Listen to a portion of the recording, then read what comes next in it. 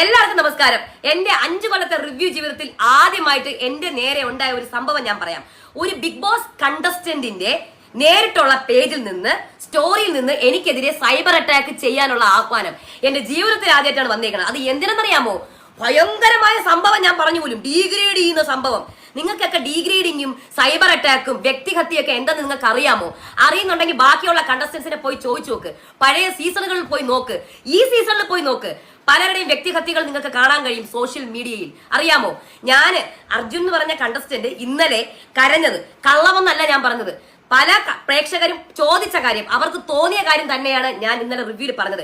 സിജോയോട് ഇത്രയും അടുപ്പം ഉണ്ടായിരുന്നു, ഇത്രയും കരയാൻ ഓപ്പോസിറ്റ് 24x24/7 കൂടെ നിൽക്കുന്ന ശ്രീതു, അതായത് അകത്തേക്ക് കയറിയിട്ട് കൂടി അതിൽ സന്തോഷമില്ലാണ്ട് ഇത്ര കരയാൻ എന്തായിരുന്നു ഉണ്ടായിരുന്നത് അറിയത്തില്ല. പ്രേക്ഷകർ ചോദിച്ച ചോദ്യം തന്നെയാണ് അതിനകത്ത് ചോദിച്ചത്. ഒരുപാട് പേര് കമന്റ് ചെയ്തിട്ടുണ്ട്. ഈ ഒരു നിസ്സാര കാര്യത്തിനെ, ഈ ചീട് കേസിനെ ഞാൻ പൈസ മേടിച്ച് ചെയ്തു പോലും. ഇതൊക്കെ റോഡിൽ കൂടെ പോണ ആൾക്കാർക്ക് വരെ പറയാൻ പറ്റുമല്ലോ. ആരാടാ നമ്മുടെ ബിഗ് ബോസ് രേവതി ചേച്ചീനെ ചീത്ത പറഞ്ഞത്? രേവതി ചേച്ചിനെ ചീത്ത പറയേണ്ട ഒരാവശ്യമില്ല.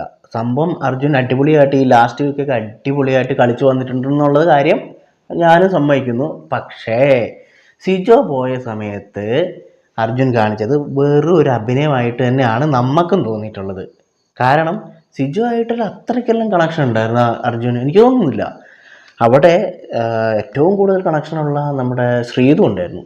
ശ്രീതു രക്ഷപ്പെട്ടപ്പോൾ, അല്ലെങ്കിൽ നമ്മുടെ എലിമിനേഷനിൽ നിന്ന് രക്ഷപ്പെട്ട സമയത്ത് അതോർത്ത് സന്തോഷിക്കുന്നതിന് പകരം സിജോ പുറത്തു പോകുന്നതിന് കരഞ്ഞു. അതും കരച്ചിൽ എന്നൊക്കെ പറഞ്ഞുണ്ടല്ലോ. നോക്ക്,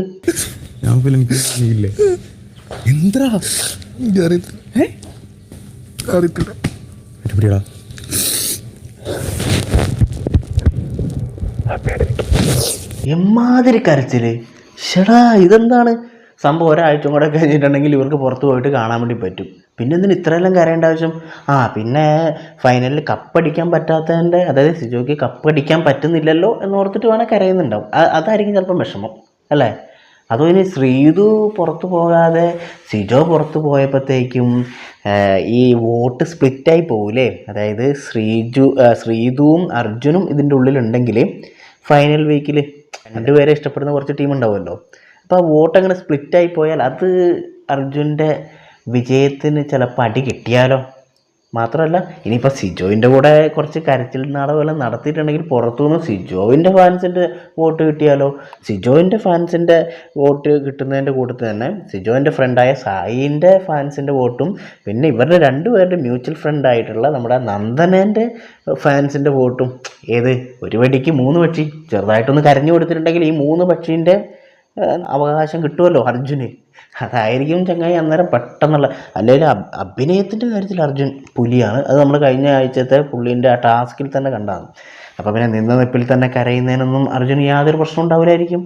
അല്ല, പിന്നെ സ്വന്തം കൂട്ടുകാരിയായ ശ്രീതു അവിടെ രക്ഷപ്പെട്ടപ്പം അതിന് സന്തോഷിക്കുന്നതിന് പകരം സിജോ ഏട്ടൻ പോകുമ്പോൾ കരയുന്നു. നമുക്കൊന്നും മനസ്സിലാവുന്നില്ല കേട്ടോ.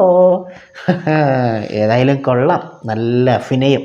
നമ്മൾ പിന്നെ ഇതൊന്നും കണ്ടിട്ട് മനസ്സിലാവാത്ത ചോറ് തിന്നാത്തവരാണല്ലോ. പിന്നെ ഇത് പറഞ്ഞു എന്നും പറഞ്ഞിട്ട് അർജുൻ്റെ ഫാൻസ് കയറി ഈ നിരങ്ങുന്നതാണ് മനസ്സിലാവാത്തത്.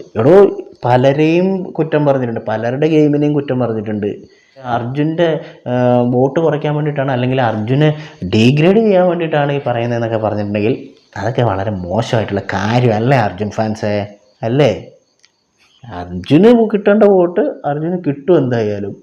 അതിപ്പോൾ ഈ അർജുനെ സപ്പോർട്ട് ചെയ്യുന്നവർ അർജുൻ്റെ PR ആണെന്നും അർജുനെതിരെ നിൽക്കുന്നത് ഓപ്പോസിറ്റ് ഉള്ളവരുടെ PR ആണെന്നൊക്കെ പറയുന്നത് കുറച്ച് ബോർ പരിപാടിയാണ്. ഞാനൊന്നും ഇന്നേ വരെ അർജുനെക്കുറിച്ച് നല്ലതും പറഞ്ഞിട്ടില്ല, മോശം പറഞ്ഞിട്ടില്ല. കാരണം അത്രയ്ക്കൊന്നുമുള്ളൊരു ഗെയിമറായിട്ട് നമുക്ക് തോന്നിയിട്ടില്ല. അത്ര തന്നെ. ആകെ ഒന്ന് അനങ്ങി കളിക്കാൻ തുടങ്ങിയത് ഈ കഴിഞ്ഞ 2 ആഴ്ചയായിട്ടാണ്. ആകെ 2-3 ആഴ്ചയായിട്ടാണ് മര്യാദയ്ക്ക് കളിക്കാൻ വേണ്ടി തന്നെ തുടങ്ങി. ഇത്രയും നാൾ നിന്ന് തന്നെ ഈ ക്യൂട്ട്നെസ് വാരി വിതർന്നുകൊണ്ടാണ്. അപ്പം അതുകൊണ്ട് അർജുനെതിരെ പുറത്ത് ആളുകൾ നിൽക്കുന്നുണ്ടെന്നുള്ള ആ ഒരു ഇതൊന്നും വേണ്ട. കാരണം അർജുനൊന്നും വലിയൊരു ഗെയിമറായിട്ട് കാണാൻ തുടങ്ങിയത് തന്നെ ലാസ്റ്റ് 2 ആഴ്ചയായിട്ടാണ്. ഓക്കെ, അതുകൊണ്ട് ഇങ്ങനെ ചീത്ത പറയാൻ വേണ്ടി പോകുന്ന സമയത്ത് അതും കൂടെ ഒന്ന് ആലോചിക്കുക.